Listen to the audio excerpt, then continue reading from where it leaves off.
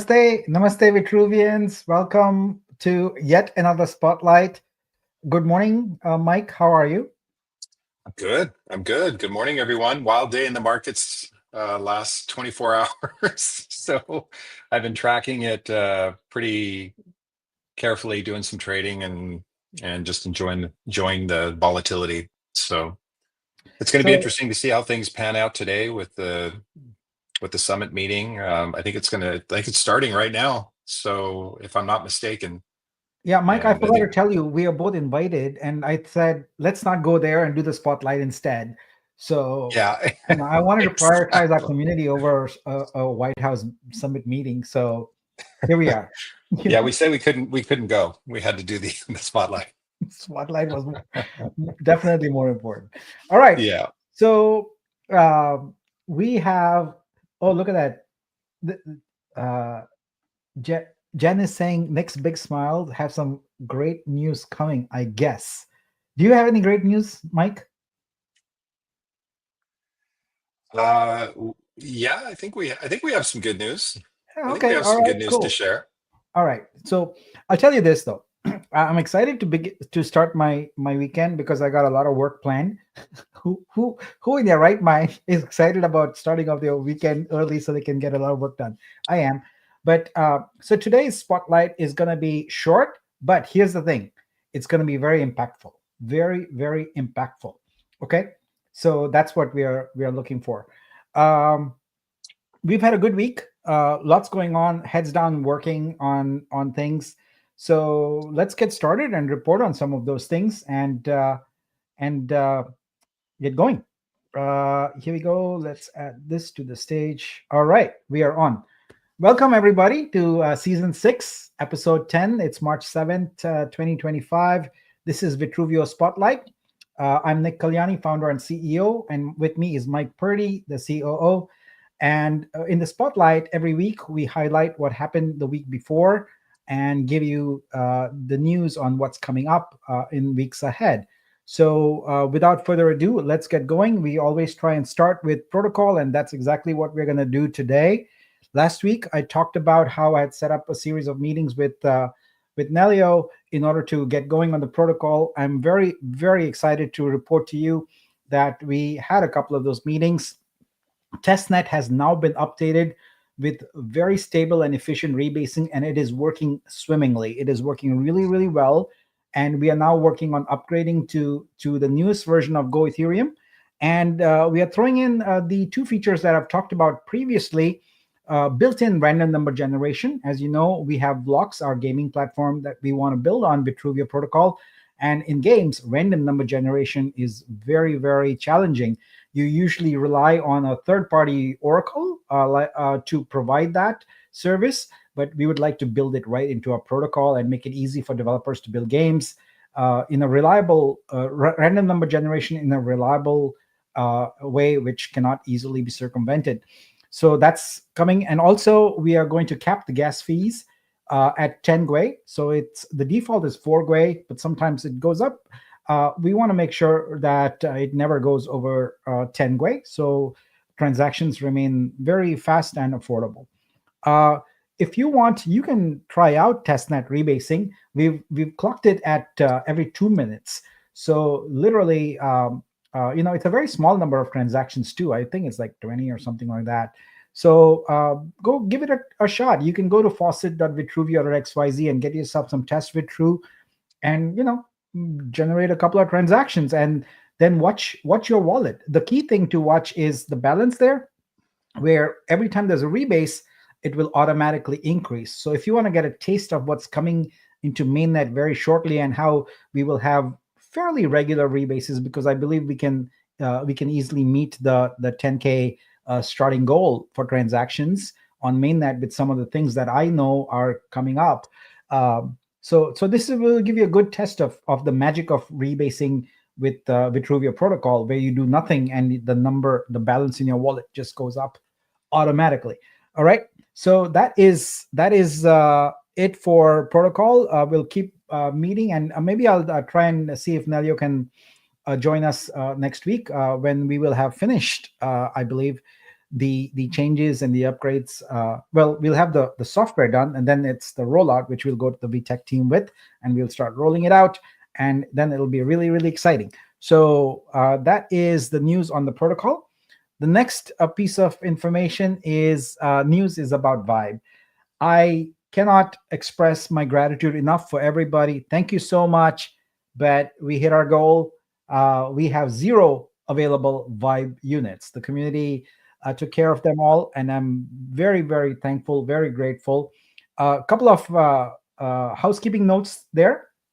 Uh, there are some Vibe due to liquidity providers. That campaign goes through the end of March, and there's 10K Vibe reserved. So I've taken care of that. We've made sure that the validator allocation is accurate, which is 113,300. So that's also covered. And I think that's about it. There might be a little bit of marketing vibes that are due some folks. For example, we did say that people who purchased the $100 and above bundles on this particular minting would be made whole. I committed to that, and so there is allocation for that also. So those are set in reserve, and but there are no more Vibe available. It's all done, and congratulations to everyone who has that in their wallet, because as far as I can see, there's a bunch of new projects coming on board, and almost every one of them has. Uh, I think 2% is the floor. I think there's higher Vibe contributions coming in, so I'm really excited about that. So this is very very good. I see notes in Discord about folks being able to use the credit and mint feature in order to sort of merge their vibes or split them up in some cases, as uh, the case may be, and that's good. I'm glad people find it useful, and that's it for Vibe. So now, from now onwards, the story on excuse me, the story on Vibe is going to be about the revenue. I know we've kind of slowed down a bit, but we are now working on print on demand, and that's going to increase the sales quite a bit. Excuse me, one moment. Yeah, I just want to clear my throat there. You know what? Good time for a sip of chai. All right. Our next update is on Exhibit.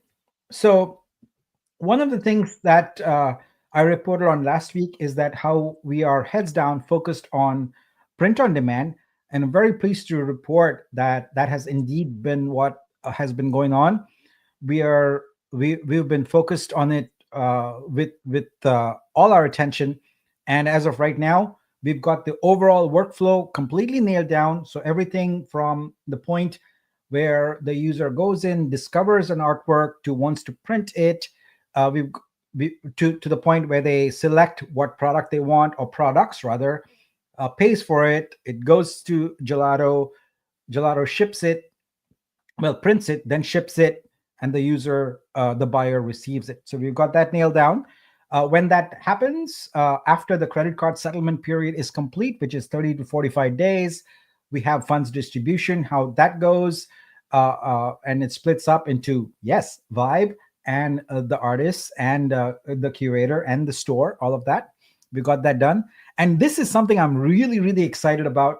We've got the chroma key mockup engine code done in prototype form, and we'll be rolling it out overall. So that's a mouthful, chroma key mockup engine. What that means is, if you go to any print on demand store as an artist now and you want to create your own store, you have to go through the process of uploading your artwork, choosing which products you want, then deciding which mockups you want. Some of them are available, some of them are premium. You have to pay for them in order to get the really good looking mockups where things are at, at an angle, or in people are carrying it or holding it or using it and things like that. So I'm very pleased to report that for the first time in the world, we on Vitruveo with Exhibit will have a print on demand capability on Exhibit, where all the mockups, all the products available will be automated for everybody for free. So any artwork you go, when you go to the print on demand portion of it and try and buy it, every product will have beautiful mock-ups of their artwork in perspective, with shadows, with light, all of that. And it's all done on the fly in real time uh, generation. Artist does nothing. They really just have to upload their print media, and that's it. So really really excited about that, because we've made the level of effort for the artist 0 minutes, literally 0 minutes. It's all done in real time, and it's all free. You pay nothing. And as we'll start off with, probably I'm gonna say around 10 to 15 products. We're just whittling that number down. But as soon as we've proven the model, we're gonna unleash and have lots and lots of different products. These mock-ups, by the way, include not just your artwork on products, but remember, we have display category of artworks also. So we will have mock-ups of your artwork in scenes, living room, bedroom, kitchen, office, all kinds of different scenarios where you can see your artwork. You do nothing, it just works. I'm really really excited about that. And it works with perspective, shading, light, etc. As I mentioned, it even works with curvature, so you can see your artwork on a mug, etc. All of this done in real time. So speaking of media, we also determined that the media size requirements that we initially proposed, 12,000 by 8,000, were a bit extreme for folks who may have older iPads, with Procreate and things like that, or computers with not as much storage or memory. And so we made a decision to dial that back a little bit and reduce it to 9,000 by 6,000 pixels. Now, if you divide by 300, which is the dots per inch, you can figure out what the largest size print we can do. I think later on we'll make an exception and make it possible for people to upload higher resolution for much larger and much full size almost canvases and things like that. But we believe that 9,000 by 6,000 pixels will address most of the scenarios, and will be really really uh, adaptive, almost useful for most artists, because their current equipment will handle it really well, and it'll be easy. It is not an undue burden on them. We don't want to burden our artists in any way. We want to make things very very easy for them. So that is obviously there's going to be a lot of questions. I was in the Mystique's space last Sunday. There were a lot of questions about print on demand. We want to answer those questions in a very formal manner. In When I say formal, I mean make sure that every question is answered and you have some takeaway material also that you can reference. So we will plan a dedicated workshop for print on demand as soon as we've got enough of it done, where we can show you. The first thing that's going to happen is that the print media upload feature in Studio is going to light up. So that's what the team is working on, and I believe they will have it in QA today, if I'm not mistaken. So maybe as early as Monday, you can start uploading, and we'll have that workshop soon. I'll speak to Pam and Doc, and we'll get that organized very very quickly. So we are essentially fast tracking now with print on demand, because we've de-risked it. Some of the risks we had were around, would this mock-up engine work? Because without it, it's not possible for us to do it. Artists would have to manually go and do it with the artwork. So it was a huge risk, and I'm very pleased to report that it's completely de-risked. We also needed to make sure that we could have a proper workflow. We've got that covered, no problems. We need to make sure that with an API we could handle the ordering. We've got that covered, no problem. So we've de-risked this now, and I feel very confident that we can fast track it. And before this month is up, we should be able to have some beta print on demand features available to you with some of the products. So super excited about it, and we'll keep focused on it and keep accelerating on it. And so if we can do it faster, we'll get it faster. Okay, so that is the news on Exhibit. And Mike, I know you're pretty excited about print on demand because we're gonna make money.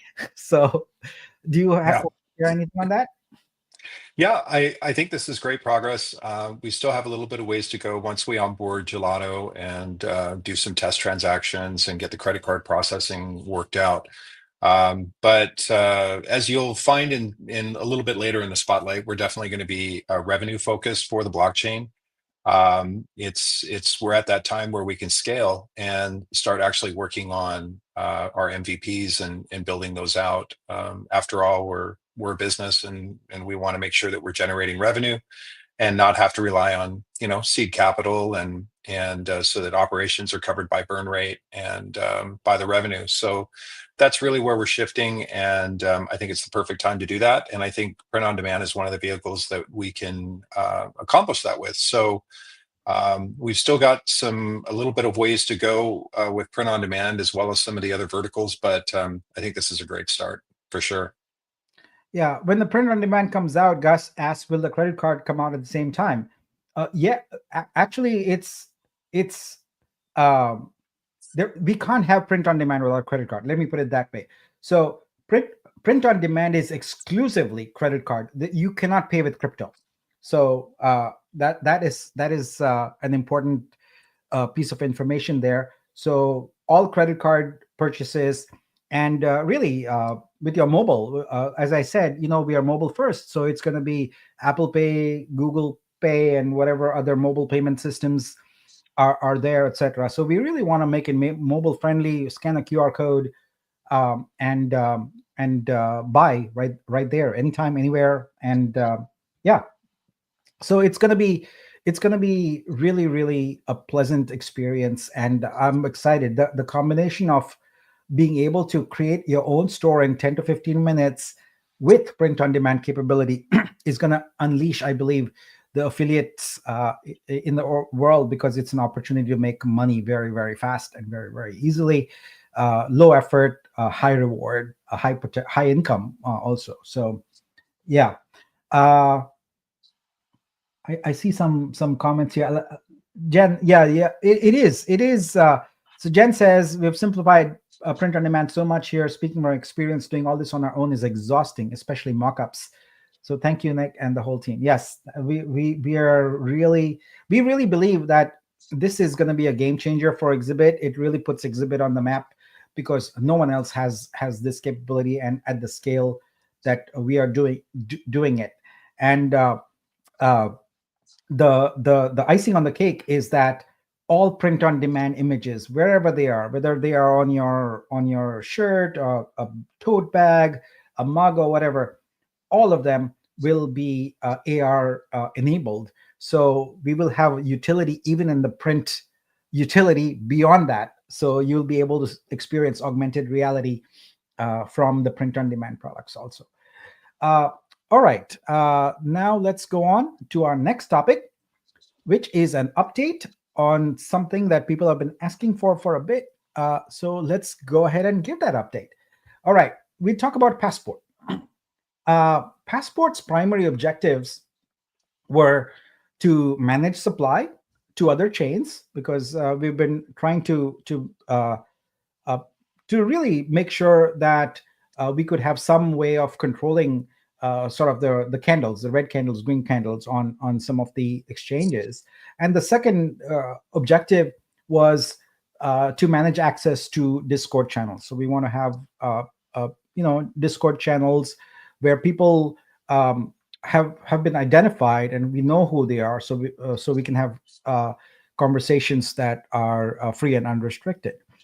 Now, we've been targeting a price of $1 on weeks for implementing Passport. Now, anyone who looks at the chart can tell you that that is an unlikely goal for us to attain in the near term. It's just for all the various reasons we've talked about in prior spotlights and all that. So, what do we want to do about this? We want to we've been thinking about how can we adapt to the situation. Like any good startup, you don't make a decision and then stick with that decision no matter if the circumstances change. Well, we have information now, we have data, and the information has changed. And so as a result, we want to revise our strategic direction. So here's what we want to do. First of all, with the primary objective of managing the supply, we want to take that off the table. That's gone. And as we were just talking about print on demand and other things like that, we want to shift our strategic direction to have a laser focus on revenue generation. We want to really make sure that we can start getting that vibe revenue up, but really it's more about getting enough income so that we have operating capital and we are self-sufficient and don't have to, as Mike was saying, have to constantly be looking for seed capital. And so that's going to be our focus. And we also feel that as a result of this, what we want to do is we want to allow the market to direct the Vitru price. Mike, any thoughts on these comments? Yeah, I think coming into the list on February 5th, whenever we listed the Vitruveo token, we wanted to do some experiments to play with our listing strategy, and we focused on putting a strategy together where we could isolate how does the supply and marketing tie in together with our sex listing. So because we had such a high initial supply from the airdrops, we did some experimenting, and we reduced the supply. We bought up a lot of the supply on the weeks on the central exchange, and we were kind of tracking the buys and the sells, and then we did some marketing and kind of got that into a really nice balance of supply. And what we found was anytime we would market make or purchase up some of the supply, we'd get a direct sell. And so we were kind of fighting it a little bit, and we're like, okay, well, let's just see how this plays out. And then the market took a turn just with the tariffs and some of the other news that came out with the Bybit hack and some of these other things. And we just said, you know what, we really do need to take a step back.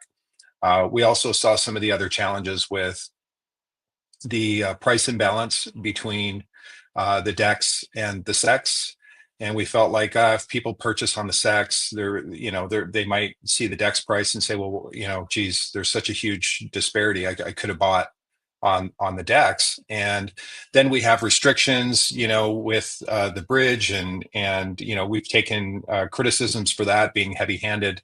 But the whole idea of that was really to do some tests and see how we can have a successful list for the token.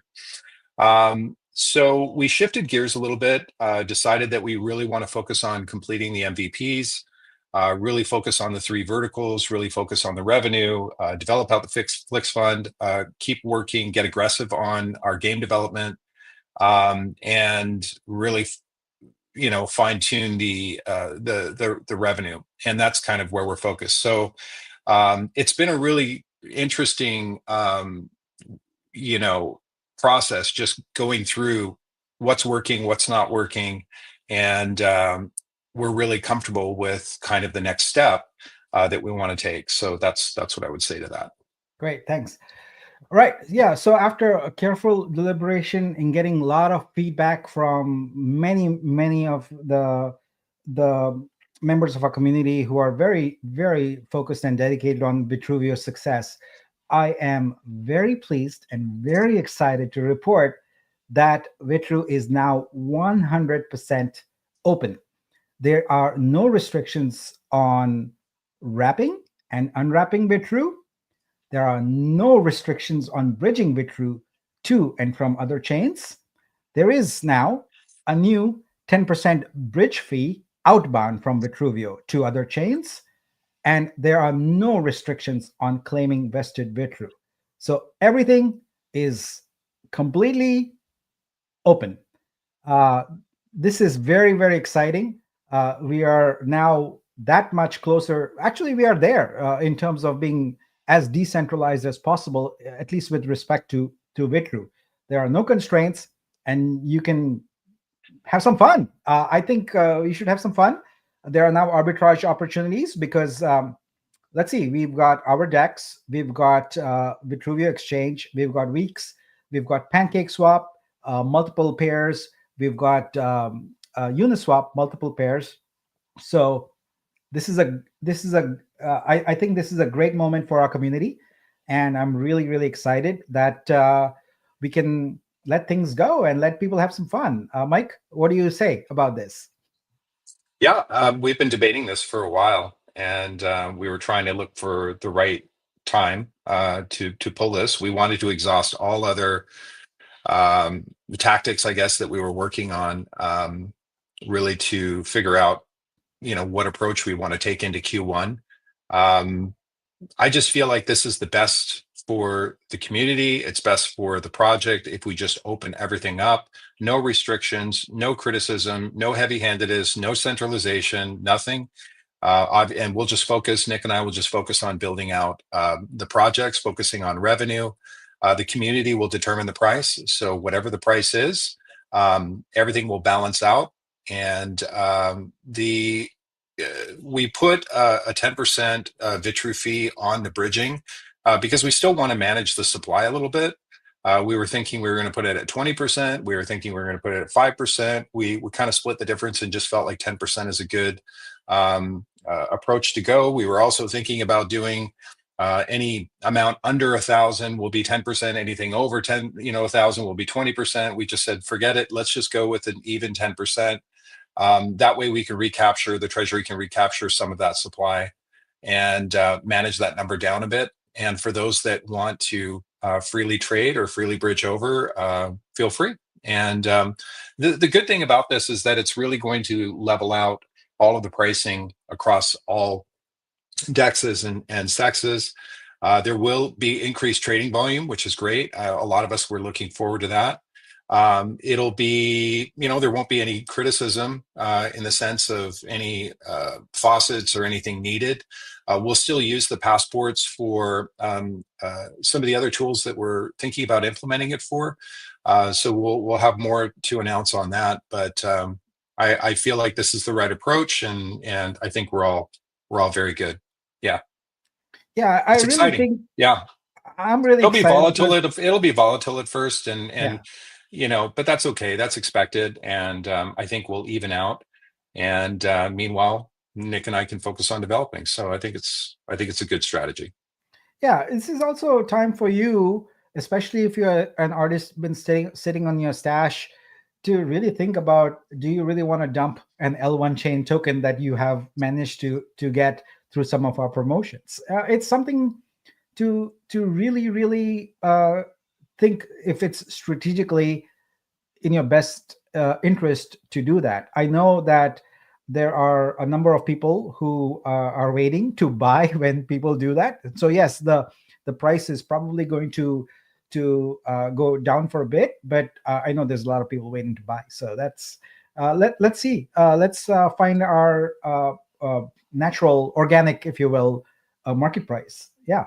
So Mhm. uh, now we can really focus on uh, uh, we know the supply is out there. We know there are people who got their coins for free, and so it costs them nothing, and so they're willing to just sell at any cost. But there's also a lot of people who see the long-term value, who believe in our vision, and who have seen our ability to execute at a world class level. And we are doing that with bare bones capital. Just think about what's going to happen when we are fully funded, and how well we can execute and how fast we can execute on that, and where this coin will go. So uh, good luck to everybody. Good luck to our community. Good luck to Vitruveo. This is going to be very, very exciting, very, very interesting, and have some fun. I think that was it. This is probably going to be one of our shortest spotlights, because with this news, this was Yep. it, right? This was the big news. So we can take some questions now. And I figured that no one's going to be paying any attention to us after we gave this news. I do want to say that uh, the changes were kind of rushed. So if there are any issues, let us know. We'll be monitoring Discord and we'll fix them. But the intent is that everything is open. So if you do run into any hitches or glitches, rather, just let us know. We'll fix them as quickly as possible. But everything is open. So here's the first question that I'm interested in taking. Nick, when is the buying blitz? All right, so I'm going getting away from buying blitzes now and focusing more on regular buying and responsible buying. In other words, what I mean is I want to categorically, emphatically support those artists that are focused on long-term income. I want to uh, make sure that I support them. And so what I'm going to be doing is regular art shopping and getting other collectors also involved in that because we want to support those artists who demonstrate that they support the vision of the platform. All right, I think we can start taking some questions. Okay. Gus asks, will the store have the option of getting the client's email? um, no, that is not in the pipe in the plan right now because really we still want to create this model for a decentralized um, kind of world. But here's the thing: what we can We'll have do to do is that with support, Nick. How is support going to be the handled? artist does not need that. The store does not No, need not the that. artist, but we will have it though. Yeah, we Yeah. will have it when they open. For example, we're going to be using Zendesk for support. So when they send us an inbound email, we would have that. We would also have it with their Stripe payment.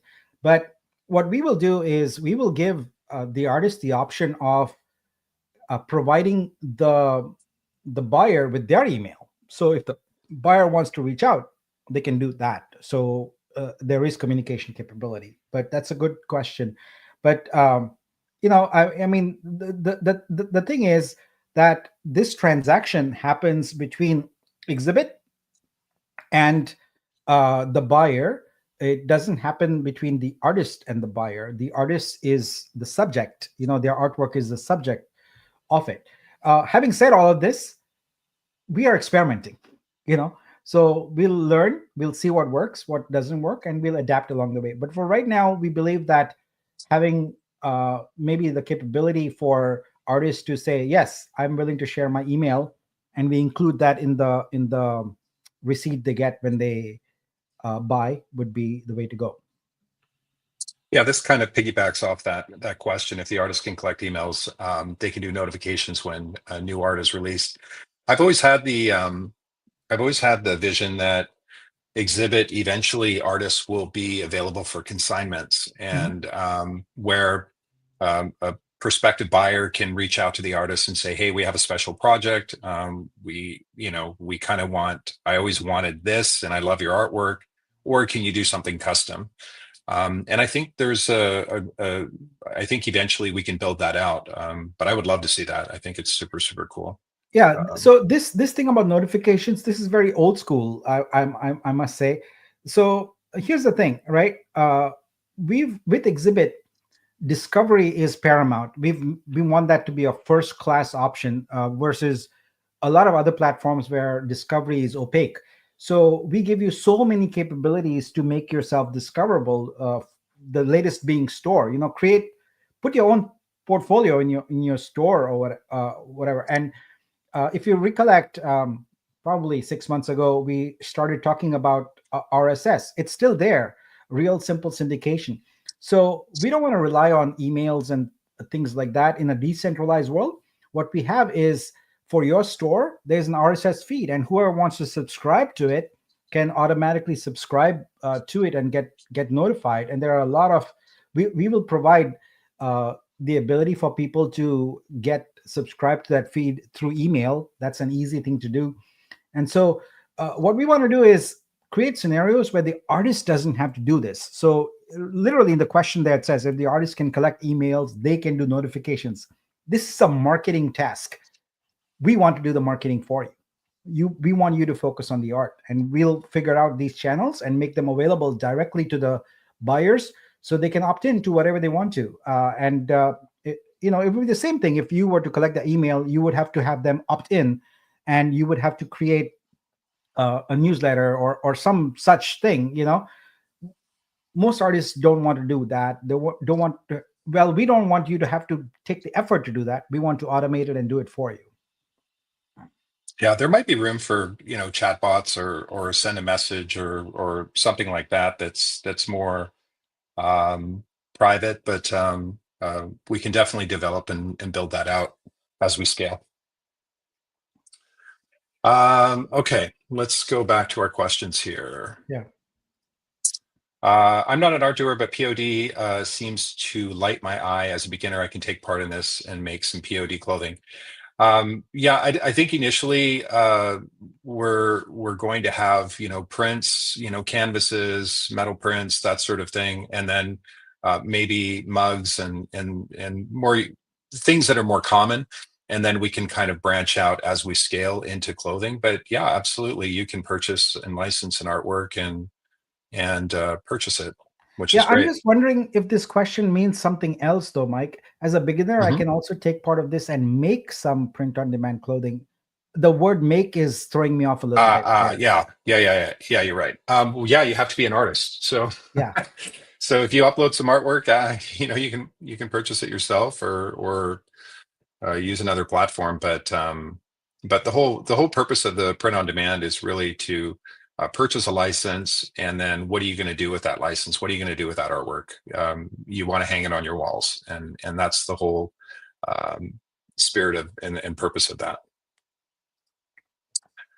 So there's no passport needed, not at this time. There's no time or there's no passport needed for bridging per se. So all of that is free to go. Okay. What is the plan to show the Vitru staked for verse to be shown in scope as being staked? Thanks. It's on the to-do list Yeah, along with but 800 other tasks. So we'll just get to it. yeah, but I think it will be in scope. Yeah. Is the intent now to bring all the artists ASAP to consign and sell? Yeah, Uh, I mean, it, a simple answer is the is plan is to get hundreds of thousands of artists on here. So absolutely. Yeah. That's why we built yeah, Exhibit. that's always been the plan. I think we're not going to go gangbusters yet because we do want an MVP done, and obviously search is the first MVP, but the second MVP for Exhibit is going to be print on demand.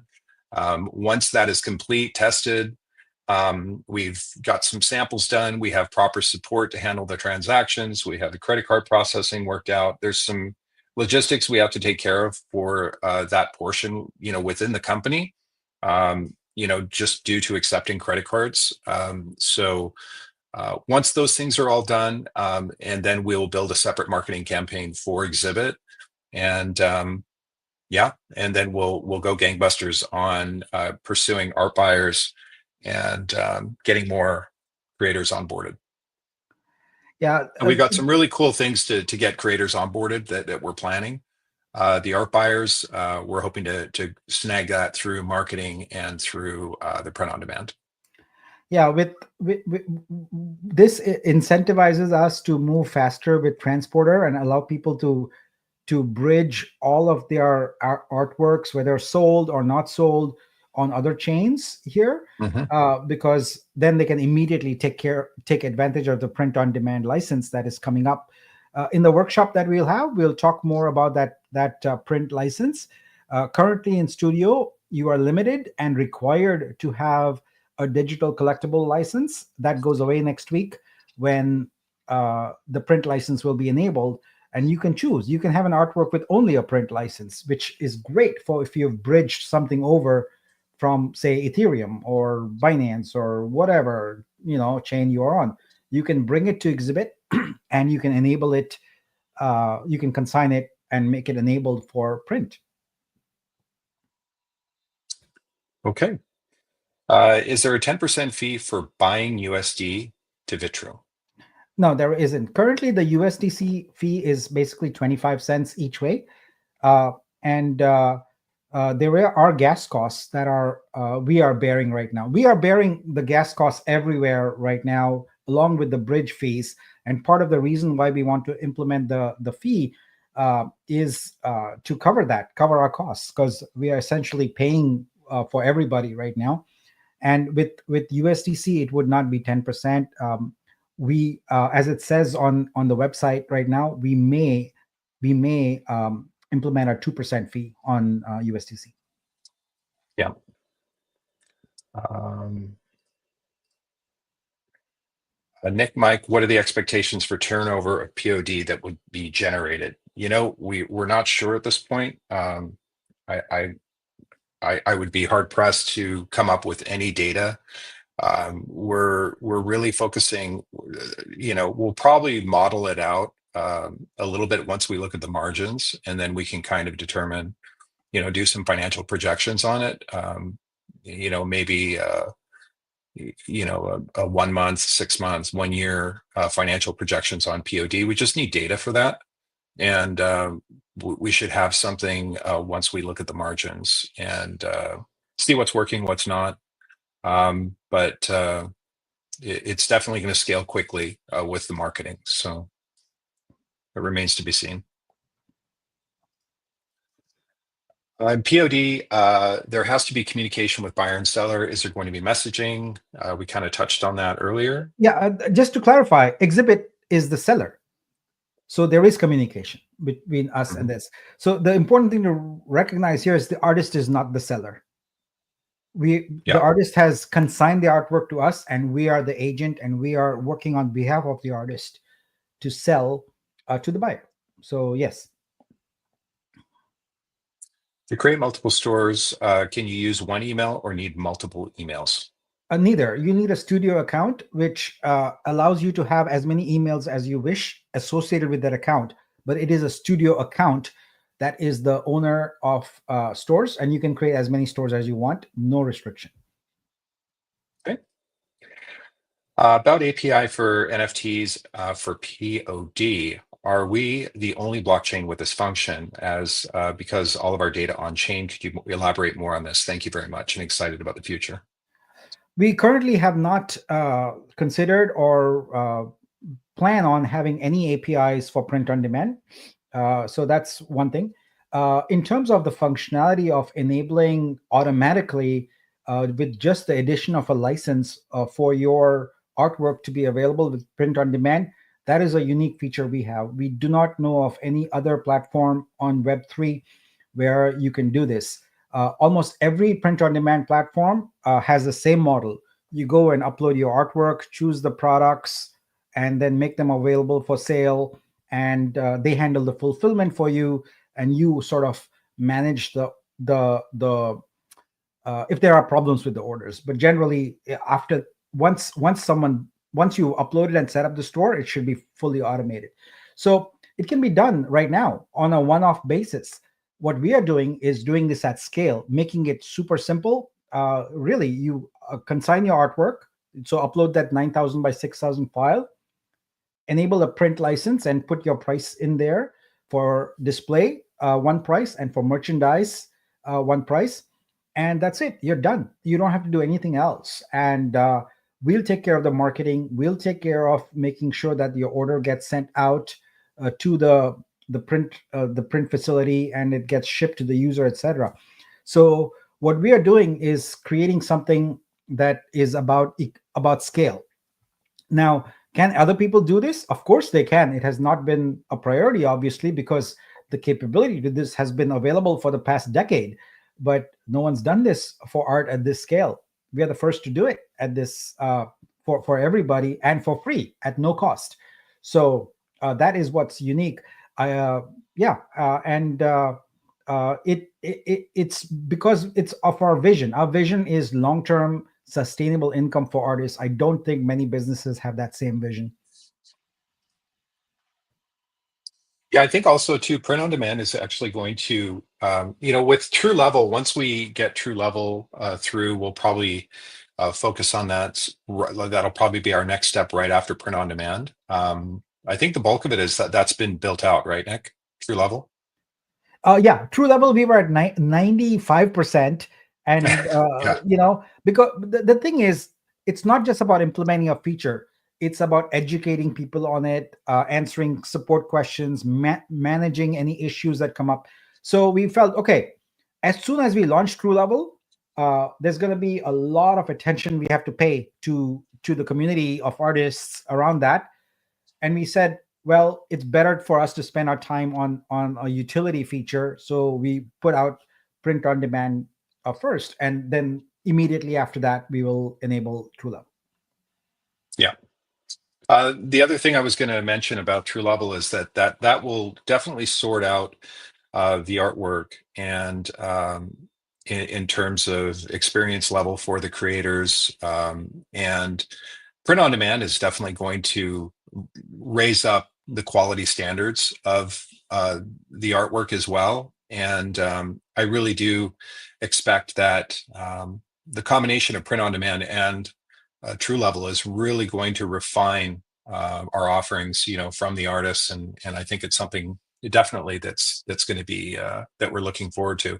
We were seeing so much spam artwork when Nick was doing his buying blitzes, and I expect now that if artists are uploading artwork that isn't selling, they'll probably either drop their pricing or they'll start working on maybe offering something a little bit different. So I think it's really healthy, and I think it's good for the artist. I think it's good for the system, and I think it's good for the art buyer. So we'll definitely see how all of this plays out, but I'm really excited and looking forward to that. Digital downloads, would they be print on demand? I don't quite understand the question. Um, It's not really a digital download. You're either licensing the image, or you're licensing it for print on demand. That's my understanding, right, Nick? On yeah, how it's going to yeah, be set up. yeah. The versatility of our licensing model means that the same artwork can be licensed in a variety of different ways. So if you're licensing for a digital collectible, which is what the current license is, if you go read the license, it has very limited scope on what you can do with it. So if a person once they have purchased that digital collectible, they can go and print it on something. But notice that the the maximum resolution of that file is probably not going to be enough to print a very large item. It's not. It's certainly not. Most artists are not uploading 9,000 by 6,000 files, and as a result, you can really just print it maybe on a hat or a mug or something like that. And that requires you as the buyer to go through that effort yourself. You have to go to a print on demand supplier, upload the artwork. It's all the workflow that's a pain, you know.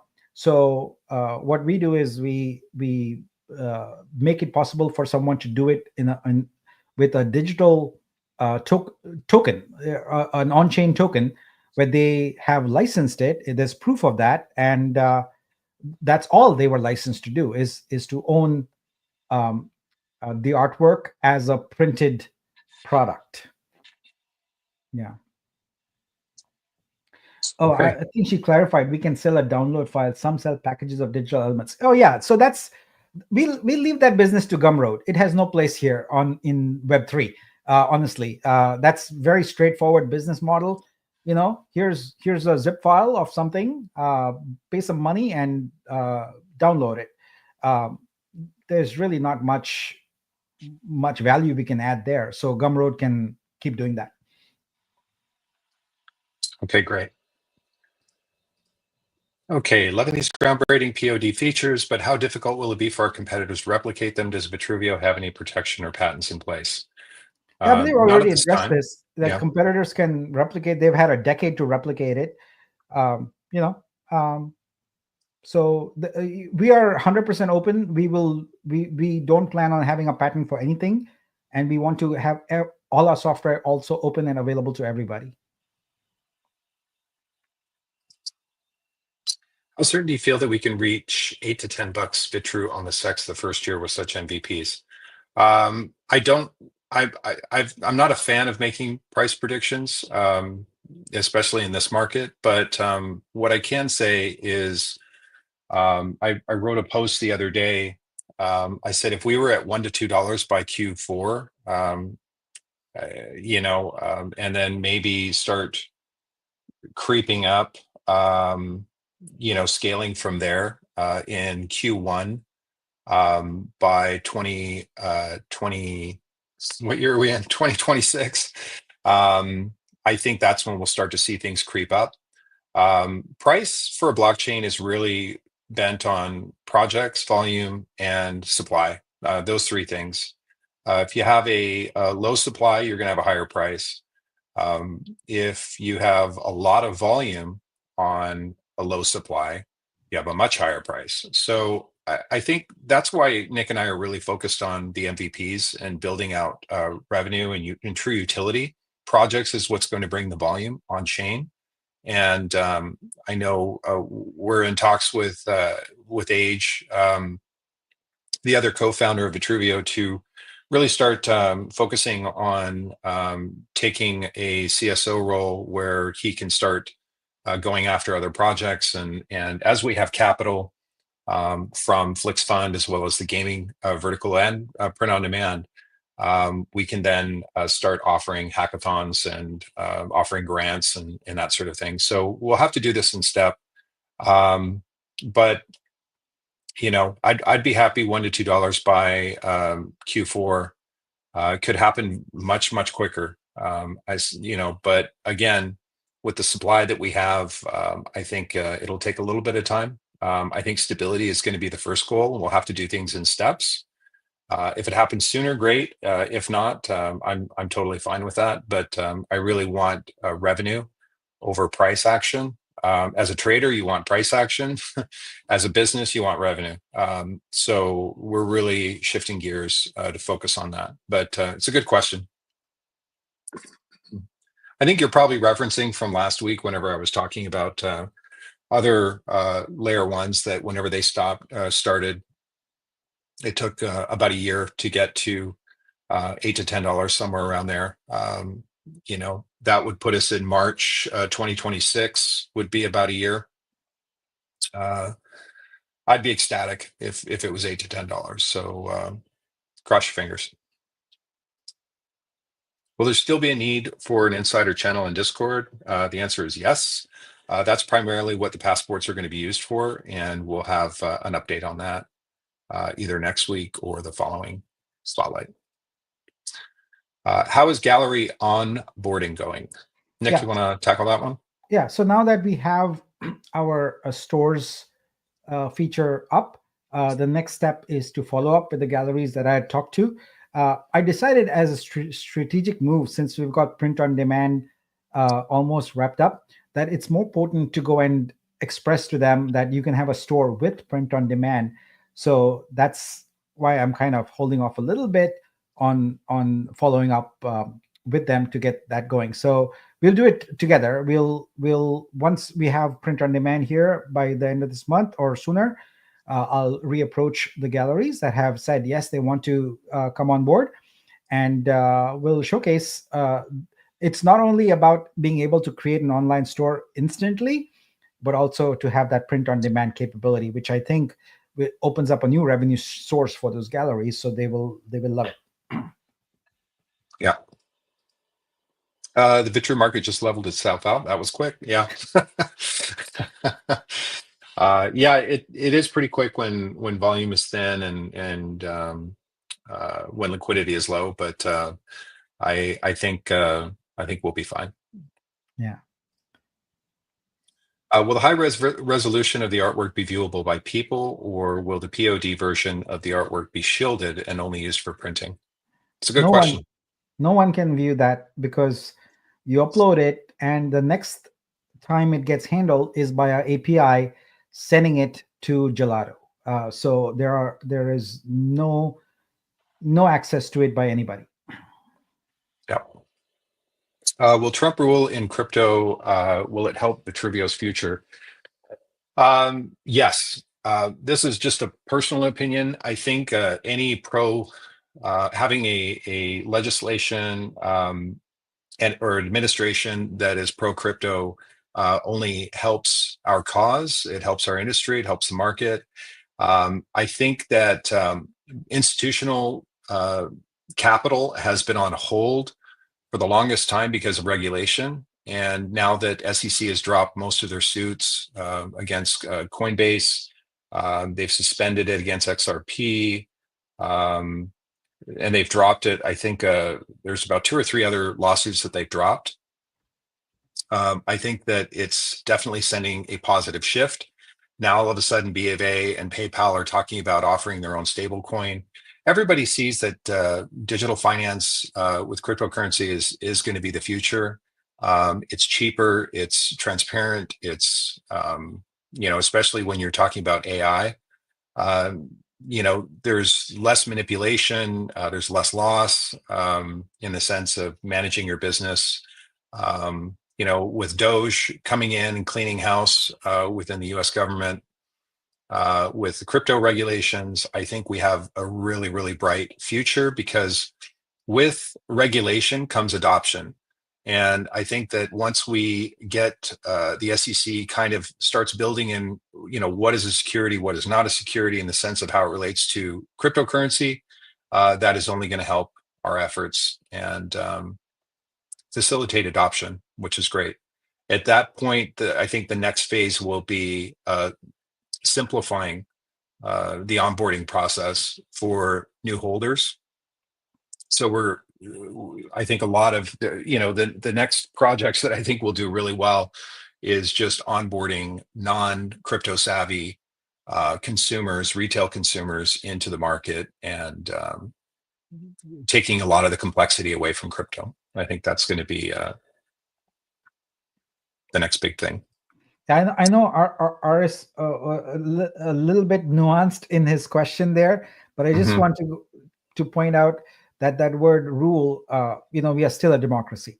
So as far as we know, so it's not a rule; it's King Trump. administration, Yeah. Trump administration. Yeah. And who knows, in 4 years, it could all get repealed and all this nonsense come back. But it's definitely a positive step forward. And the more institutional investors they get on board, and I think we'll see long-term benefits for the market as a whole. Mike, why is it important for prices to be almost leveled out on the DEX and the SEX? The reason is there's going to be natural disparity, but what you don't want is twice the amount, because if we're doing marketing and we're marketing Wix and an investor sees that it's 40 cents on Wix, but then again it's 17 cents on the DEX. It's just it's not a good look. So I think that normal arbitrage, you don't have restrictions, you don't have some of these other things that we had in place before. So things will just naturally balance out, and I think that's a more traditional approach, and that's kind of what we want to do. What happens to Vitro share from DEX fees? I think it's going to be the same. We just have to wait for more volume so that the DEX fees can generate. I mean, the Vitro token right now is still on sale. I mean, it's the lowest, probably the lowest it's ever been at 0.012. I think it's a great time once volume starts picking up to purchase some Vitro. If you want to take share in the DEX fees, definitely a good strategy while the price is low. A lot of the DEX coins, when you look at Cake, when you look at some of these other ones, they're going for $4 on some of these mature platforms. So I think it's exciting to see where that's going to go in the future. Let me see. I'm just looking at the other comments, Nick, see if we've got anything else.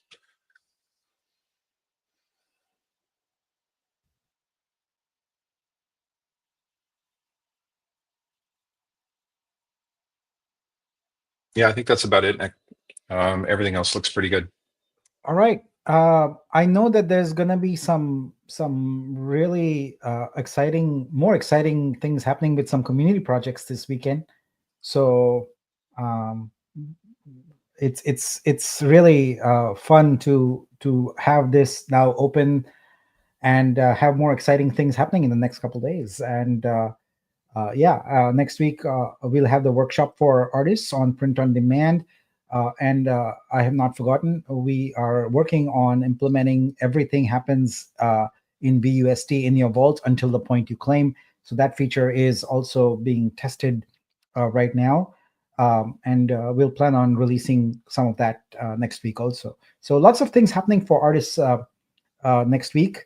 We've also got some IRL events that we have sponsored and are planning and things like that. So as those that information becomes available, we'll let you know. But yeah, this is a momentous occasion. I'm very happy that we are here today. Thanks everyone. So we have almost 400 people on the stream here. So go trade, go buy some Vitru. It's going to be available in large supply here very soon. So have fun. Have a good weekend, and we'll see you again soon. Sounds good, guys. Thanks for joining us today. We'll see you in Discord. Okay. Take care.